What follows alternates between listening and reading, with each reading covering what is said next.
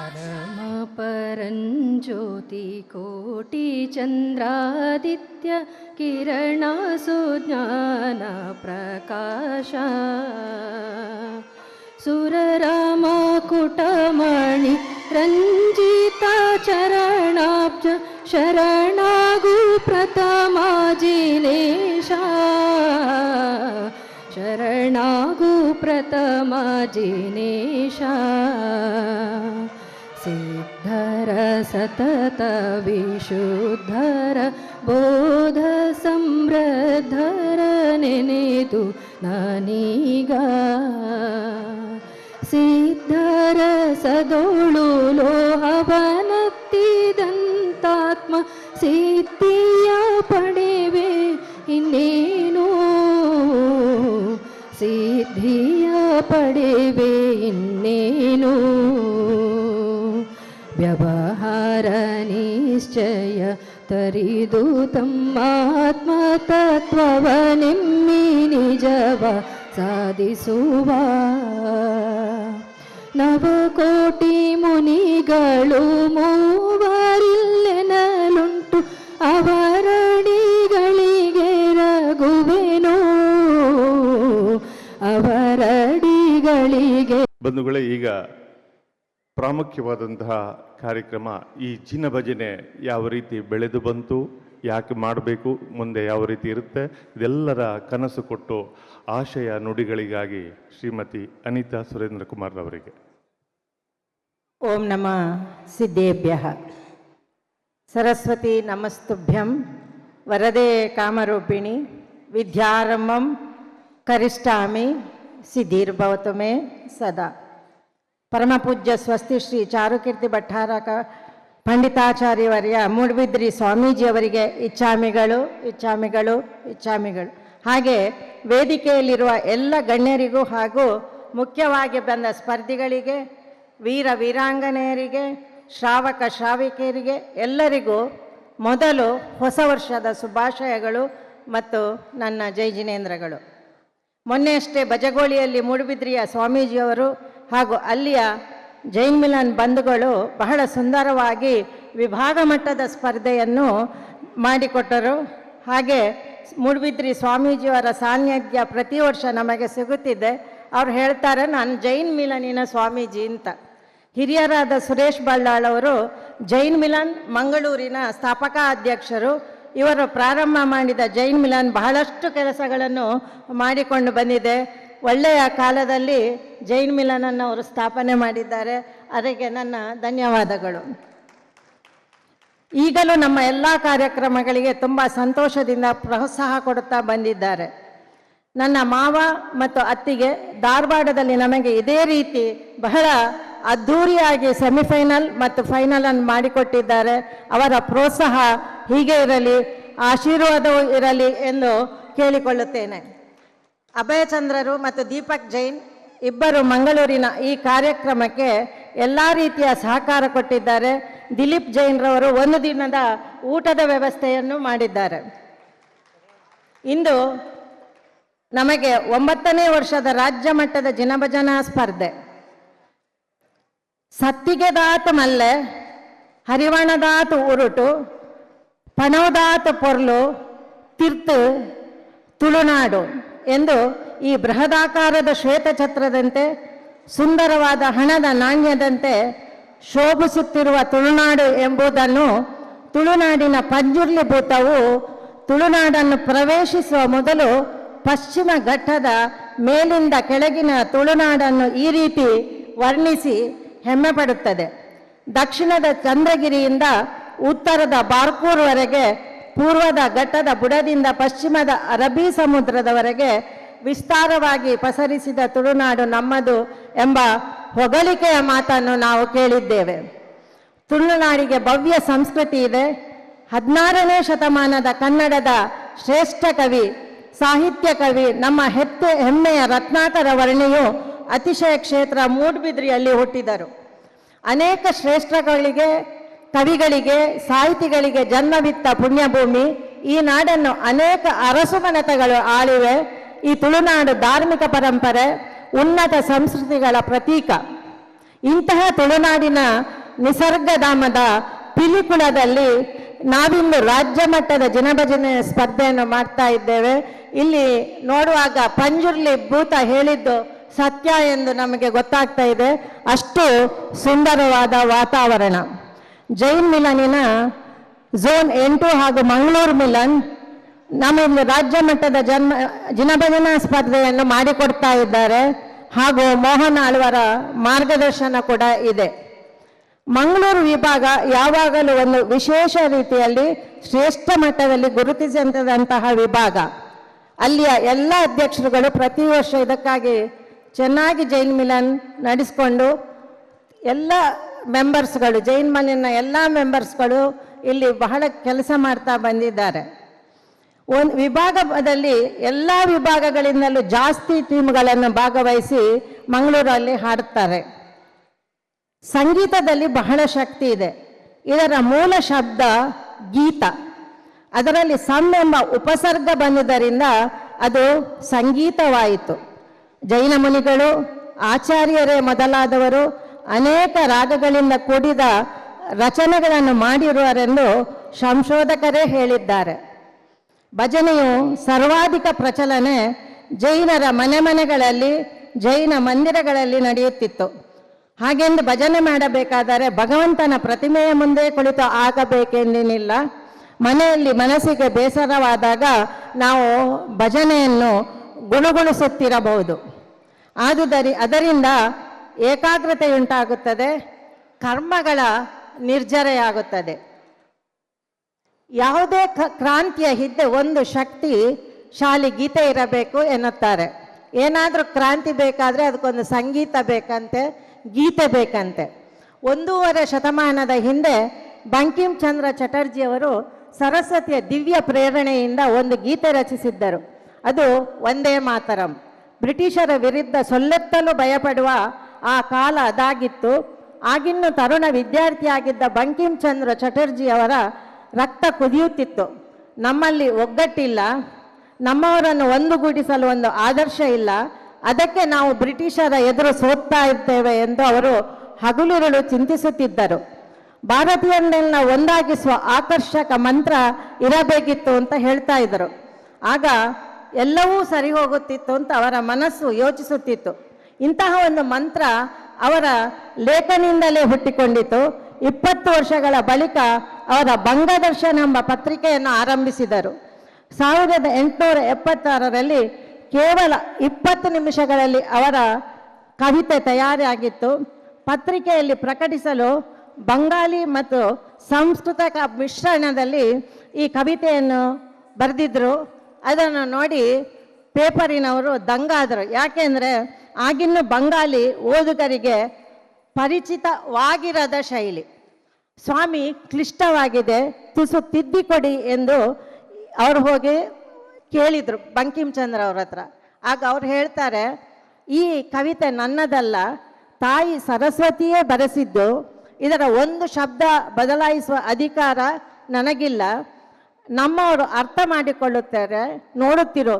ಒಂದು ದಿನ ಪೂರ್ತಿ ಬಂಗಾಳವನ್ನೇ ಇದು ಆವರಿಸುತ್ತದೆ ಈ ಕವಿತೆ ಎಂದರು. ವಂದೇ ಮಾತರಂ ಗೀತೆಗೆ ರಾಗ ಸಂಯೋಜನೆ ಮಾಡಿ ದೇಶಕ್ಕೆ ಪರಿಸ್ಥಿತಿಸಿದ್ದು ಕವಿ ರವೀಂದ್ರನಾಥ ಠಾಗೂರ್ ಅವರು. ವಂದೇ ಮಾತರಂ ಹಾಡು ದೇಶದ ಸುತ್ತ ಸ್ವತಂತ್ರ ವೀರರ ಹೃದಯ ಗೀತೆ ಆಯಿತು. ಬಂಕಿಮ್ ಚಂದ್ರರು ಹೇಳಿದ್ದ ಭವಿಷ್ಯ ವಾಣಿಯಲ್ಲಿ ಒಂದಿಷ್ಟು ವ್ಯತ್ಯಾಸವಾಗಿತ್ತು. ಈ ಗೀತೆ ಬಂಗಾಳವನ್ನು ಮಾತ್ರವೇ ಅಲ್ಲ, ಪೂರ್ತಿ ದೇಶವನ್ನೇ ಆವರಿಸಿತ್ತು. 150 ವರ್ಷದ ಬಳಿಕವೂ ಇದು ಉಳಿದಿದೆ. ನಿಮ್ಗೆ ಗೊತ್ತು, ಲತಾ ಮಂಗೇಶ್ಕರ್ ಮನಸ್ಸಿನಲ್ಲಿ ಭಕ್ತಿ ಬರುವ ಹಾಗೆ ಹಾಡಿದರೆ AR ರೆಹಮಾನ್ ಅವರು ಜೋಶ್ ಬರುವ ಹಾಗೆ ಇದನ್ನು ಹಾಡಿದ್ದಾರೆ. ಈಗಲೂ 150 ವರ್ಷದ ನಂತರನೂ ಈ ಗೀತೆ ಪ್ರಸ್ತುತವಾಗಿ ನಮ್ಮಲ್ಲಿ ದೇಶಭಕ್ತಿ ಮೂಡಿಸ್ತದೆ. ಇದೇ ರೀತಿ ನಮ್ಮ ಭಜನೆಯ ಕಾರ್ಯಕ್ರಮವು ಮಕ್ಕಳಿಗೆ ಸಂಸ್ಕಾರ ಕೊಡುವಲ್ಲಿ, ಜೈನ ಸಮಾಜವನ್ನು ಒಗ್ಗೂಡಿಸುವಲ್ಲಿ ಸಹಾಯ ಆಗುತ್ತಿದೆ. ಅನೇಕ ಸಾಹಿತಿಗಳು, ರಾಗ ಸಂಯೋಜಕರು ಹುಟ್ಟಿಕೊಂಡಿದ್ದಾರೆ. ಕೆಲವರನ್ನು ಭಕ್ತಿಯಲ್ಲಿ ಮುಳುಗಿಸಿ ಕೆಲವರಲ್ಲಿ ಜೋಶ್ ಹುಟ್ಟಿಸುತ್ತದೆ ಈ ಭಜನೆ. ಮರ ಇಂಗಾಲವನ್ನು ಹೀರಿ ಪ್ರಾಣವಾಯುವನ್ನು ಕೊಡುವ ಔದಾರ್ಯ ಮರಗಳದ್ದು. ಇಂತಹ ಔದಾರ್ಯತೆ ನಮ್ಮ ಪೀಳಿಗೆಗೆ ಬರಬೇಕು. ಬರಬೇಕಾದರೆ ಬೇರು ಗಟ್ಟಿ ಇರಬೇಕು. ಅದನ್ನು ಗಟ್ಟಿ ಮಾಡಲು ಇಂತಹ ಧಾರ್ಮಿಕ ವಾತಾವರಣ ಮೂಡಿಸಬೇಕು, ಸಂಸ್ಕಾರವನ್ನು ಉಳಿಸಬೇಕು, ಜೈನ ಧರ್ಮ ಬೆಳಗಬೇಕು ಎಂದು ಜೈನ್ ಮಿಲನ್ಗಳು ಕೆಲಸ ಮಾಡುತ್ತಿದೆ. ಇದು ಒಂದು ಸಂಘಟನಾ ಸಂಸ್ಥೆ ಆಗಿದೆ. ಇದರ ಮೂಲಕ ಭಜನೆಯ ಕ್ರಾಂತಿಯಾಗಿ ಸಂಘಟನೆಗೆ ದಾರಿದೀಪವಾಗಿದೆ. 7 ವಿಭಾಗದಲ್ಲೂ ಭಜನೆ ಮಾಡಲು ಸಹಕರಿಸಿದ ಎಲ್ಲ ವಿಭಾಗದ ಸಂಯೋಜಕರಿಗೆ ನನ್ನ ಧನ್ಯವಾದಗಳು.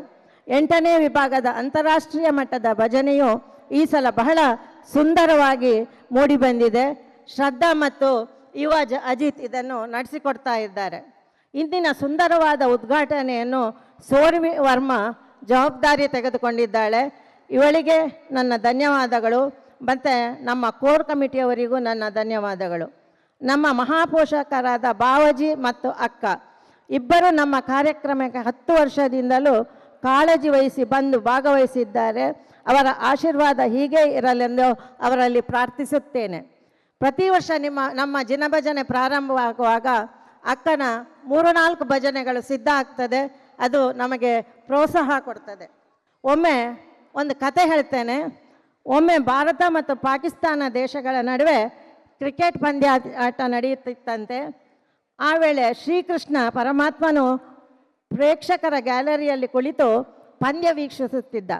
ಭಾರತದ ಪರ ದಾಂಡಿಗರು ಬ್ಯಾಟ್ ಮಾಡುತ್ತಿದ್ದಾಗ ಅವರು ಹೊಡೆಯುವ ಉತ್ತಮ ಹೊಡೆತಗಳಿಗೆ ಕೈಚಾಪಾಳೆ ತಪ್ಪ ಆನಂದ ಪಡುತ್ತಿದ್ದ ಕೃಷ್ಣ. ಆಗ ಭಾರತ ತಂಡದವರಿಗೆ ಖುಷಿಯೇ ಖುಷಿ, ಕೃಷ್ಣ ನಮ್ಮ ಪಾರ್ಟಿಯಲ್ಲಿದ್ದಾನೆ, ನಮ್ಮ ಪಾರ್ಟಿ ಗೆದ್ದೇ ಗೆಲ್ಲುತ್ತದೆ ಎಂದು. ಆದರೆ ಪಾಕಿಸ್ತಾನದ ತಂಡದ ದಾಂಡಿಗರು ಒಳ್ಳೆಯ ಆಟವನ್ನು ಆಡಿದಾಗ ಆಗಲೂ ಕೃಷ್ಣ ಚಪ್ಪಾಳೆ ತಟ್ಟಿ ಖುಷಿ ಪಡುತ್ತಿದ್ದಂತೆ.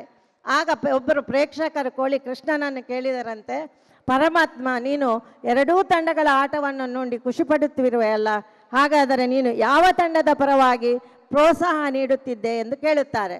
ಹಾಗೆ ಶ್ರೀಕೃಷ್ಣನು ಹೀಗೆ ಉತ್ತರ ಕೊಡ್ತಾನೆ, ಪಂದ್ಯವಿರುವುದು ಆನಂದ ಪಡುವುದಕ್ಕೆ, ಖುಷಿ ಪಡುವುದಕ್ಕೆ. ಇಲ್ಲಿ ಯಾವ ತಂಡಗಳಿಂದ ಒಳ್ಳೆಯ ಆಟ ಆಡುತ್ತಾರೋ ಅವರೆಲ್ಲರ ಆಟವನ್ನು ನೋಡಿ ಖುಷಿ ಪಡುವುದರಲ್ಲಿ ತಪ್ಪೇನಿದೆ? ಪಂದ್ಯ ಯುದ್ಧವಲ್ಲ. ಹಾಗಾಗಿ ಇಲ್ಲಿ ಸೋಲು ಗೆಲುವನ್ನು ಖುಷಿಯಿಂದ ಅನುಭವಿಸುವುದೇ ಮುಖ್ಯ. ಯುದ್ಧ ಸ್ಪರ್ಧೆ ಆಗಲಾರದು, ಸ್ಪರ್ಧೆ ಯಾವತ್ತೂ ಯುದ್ಧವಾಗಬಾರದು.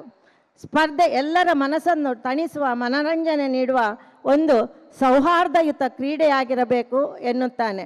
ಹಾಗಾಗಿ ಸ್ಪರ್ಧೆ ಮನಸ್ಸಿಗೆ ಸಂತೋಷ ನೀಡಬೇಕು ಹೊರತು ದುಃಖವನ್ನು ನೀಡುವ ವೇದಿಕೆ ಆಗಬಾರದು.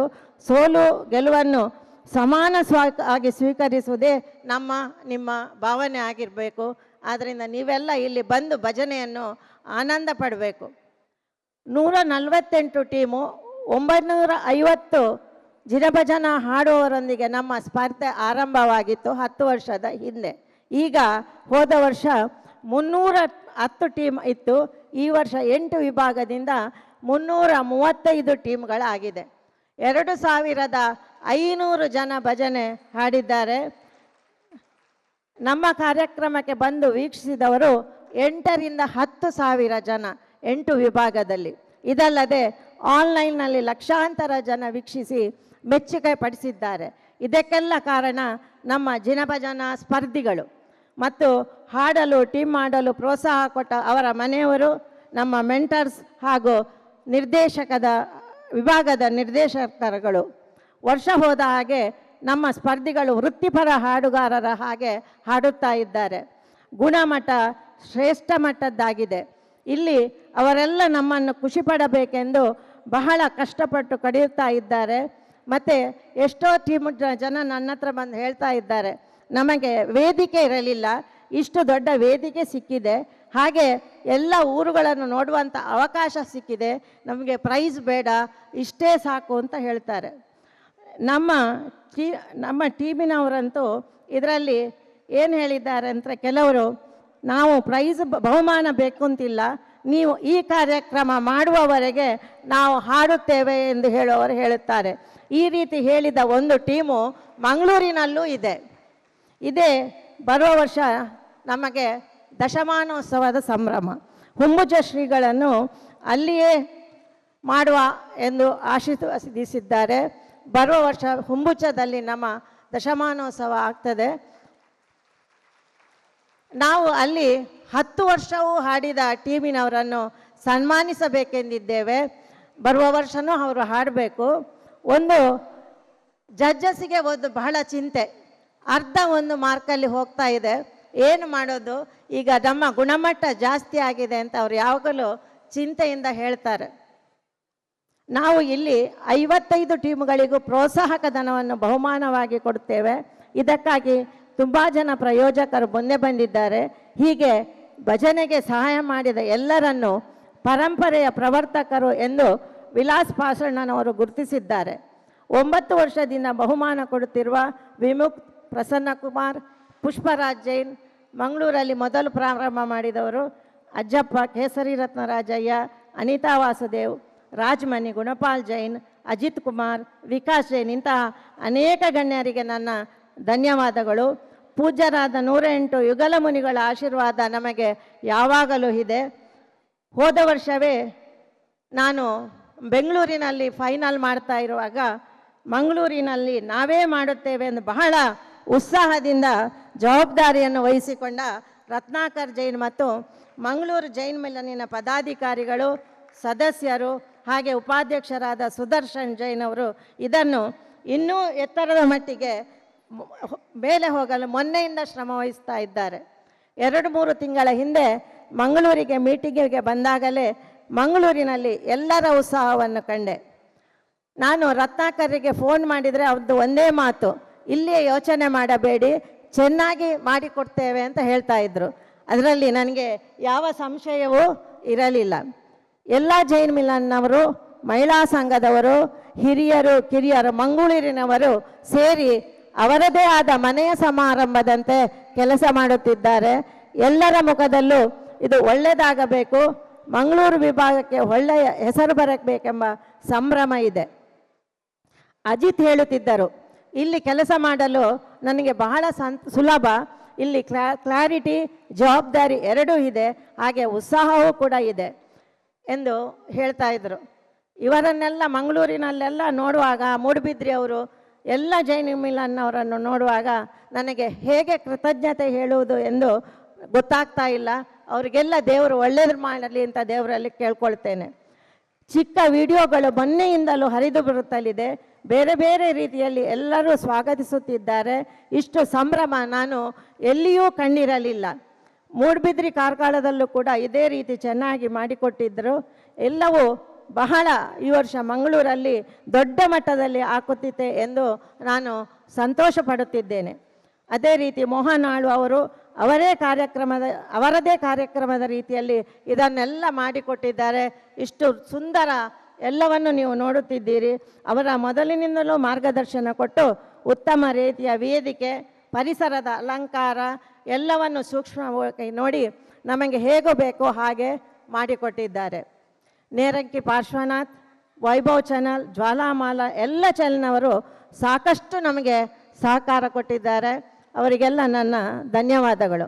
ಈ ಎಲ್ಲ ಭವ್ಯವಾದ ಹಿನ್ನೆಲೆಯಲ್ಲಿ ನಡೆಯುವ ನಮ್ಮ 2 ದಿನಗಳ ಜಿನಭಜನಾ ಕಾರ್ಯಕ್ರಮಕ್ಕೆ ಎಲ್ಲರಿಗಿಂತಲೂ ಮುಖ್ಯವಾಗಿ ದೂರ ದೂರದ ಊರುಗಳಿಂದ ಬಂದ ನಮ್ಮ ಭಜನಾ ಸ್ಪರ್ಧಿಗಳನ್ನು, ಮಾಧ್ಯಮ ವರ್ಗದವರನ್ನು, ಪತ್ರಿಕೆಯವರನ್ನು, ಭಜನೆಯ ಮೇಲೆ ಅಭಿಮಾನ ಇಟ್ಟು ಬಂದ ತಮ್ಮೆಲ್ಲರನ್ನು, ತೀರ್ಪುಗಾರರನ್ನು ಹಾಗೂ MC ಮಾಡುವವರನ್ನು ಹೃತ್ಪೂರ್ವಕವಾಗಿ ಪ್ರೀತಿಯಿಂದ ಸ್ವಾಗತಿಸುತ್ತೇನೆ.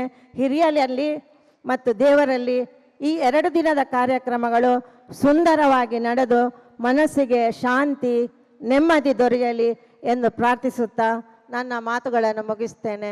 ಎಲ್ರಿಗೂ ಜೈ ಜಿನೇಂದ್ರ.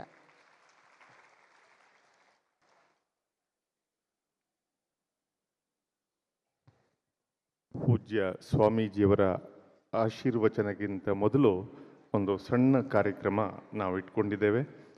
ದಯವಿಟ್ಟು ಅದನ್ನು ನೆರವೇರಿಸಿಕೊಡ್ಬೇಕು ಅಂತೇಳಿ ವಿನಂತಿ ಮಾಡ್ತಾ ಇದ್ದೇವೆ.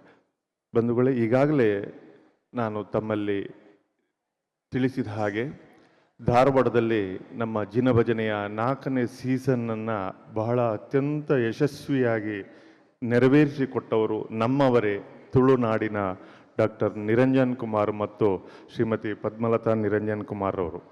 ಅವರನ್ನು ನಾವು ಒಂದು ಪ್ರೀತಿಯಿಂದ ಗೌರವಿಸಬೇಕು ಅಂಥೇಳಿ ನಾವು ಇಚ್ಛೆ ಪಡ್ತಾ ಇದ್ದೇವೆ. ತಾವು ದಯವಿಟ್ಟು ಇದನ್ನು ಸ್ವೀಕರಿಸಬೇಕು ಅಂಥೇಳಿ ತಮ್ಮನ್ನು ವಿನಂತಿ ಮಾಡ್ತಾ ಇದ್ದೇವೆ. ದಯವಿಟ್ಟು ಡಾಕ್ಟರ್ ನಿರಂಜನ್ ಹಾಗೂ ಪದ್ಮಲತಾ ನಿರಂಜನ್ ಅವರು ವೇದಿಕೆ ಬರಬೇಕು. ಪೂಜ್ಯ ಸ್ವಾಮೀಜಿಯವರು ಆಶೀರ್ವದಿಸಿ ಕೆ ಅಭಯ್ ಚಂದ್ರ ಜೈನ್ ಅವರನ್ನು ಸನ್ಮಾನಿಸಬೇಕು. ಹಾಗೆ ಜೊತೆಗೆ ಎಲ್ಲರೂ ಕೂಡ ಜೊತೆ ಸೇರಬೇಕು. ಧಾರವಾಡ ವಿವಿಯ ಕ್ಯಾಂಪಸ್ನಲ್ಲಿ ಅಲ್ಲಲ್ಲಿ ಎರಡು ದಂಪತಿಗಳು ಕೈ ಮುಗಿದು ನಿಂತುಕೊಂಡು ನಾವು ಪರ ಊರಿಂದ ಬಂದವರನ್ನೆಲ್ಲ ಕೈ ಮುಗಿದು ಸ್ವಾಗತಿಸ್ತಾ ಇದ್ರು, ಉಪಚರಿಸ್ತಾ ಇದ್ರು, ಎಲ್ಲ ಯೋಗಕ್ಷೇಮಗಳನ್ನು ವಿಚಾರಿಸ್ತಾ ಇದ್ರು. ಶ್ರೀಮತಿ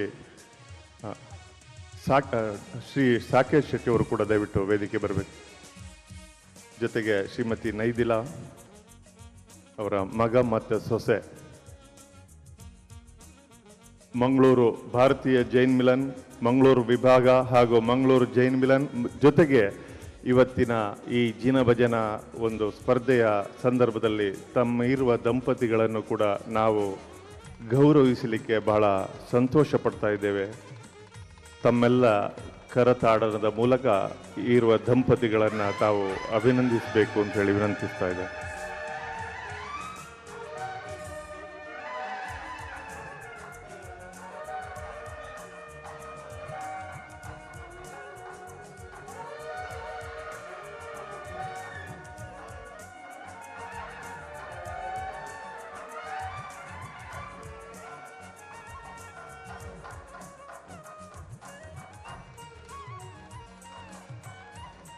ಶ್ರೀಮತಿ ಶ್ರದ್ಧಾ ಅಮಿತ್ ಅವರು ಹಾರಾರ್ಪಣೆ.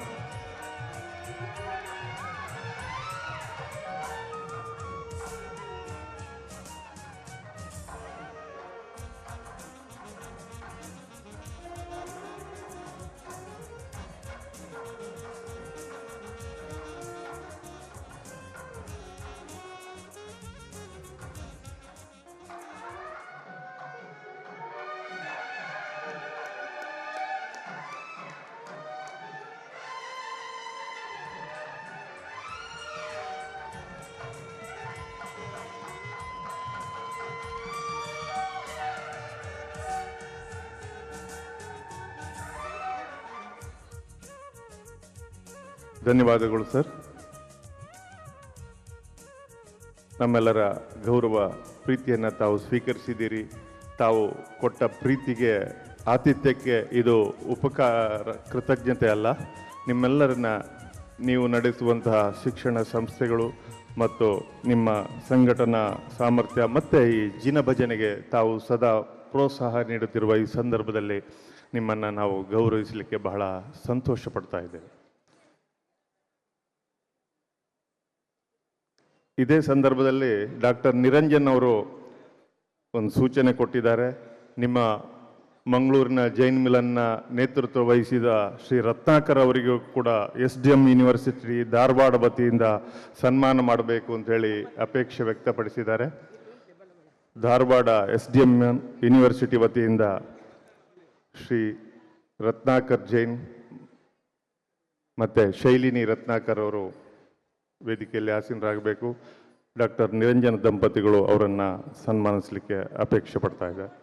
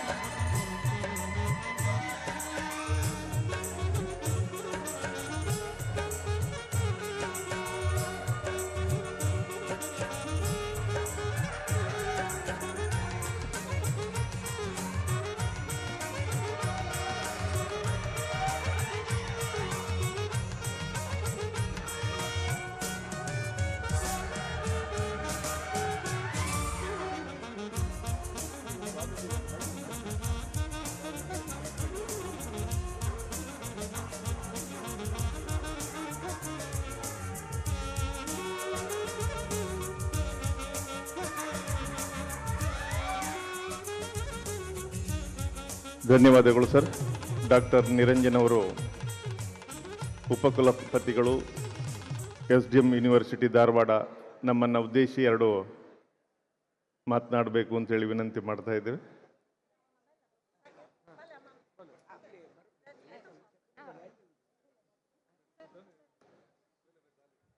ಪ್ಲೀಸ್.